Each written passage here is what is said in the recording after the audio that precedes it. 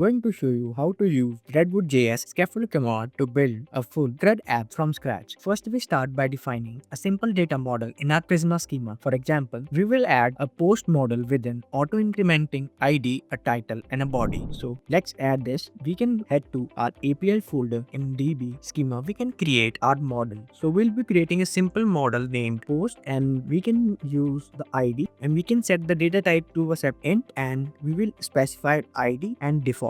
And we can also specify auto incrementing for each post that is going to be created. And another property we can set is string. Data type can be another property can be title, and we can set the data type to be string, and another property body as a simple post should have, and the data type to be string. Now that we are done by creating a schema, now we can migrate these changes to our database. To migrate the changes to our database, we can run this command yarn rw prisma migrate dev, and we can specify the name for the migration as create post. So we will run this command. So it will take some time. So specifying yes, and now our database is in sync with our schema. So now we can head to the next step by writing the scaffold command. So when this is loaded, now we can write the scaffold command yarn rw generate scaffold post. This command automatically creates all the necessary pages, services, GraphQL routes, and services for a complete CRUD interface. So it will take some time to load all the pages. So it has created all the pages. Now we can clear the terminal and see in our routes file that have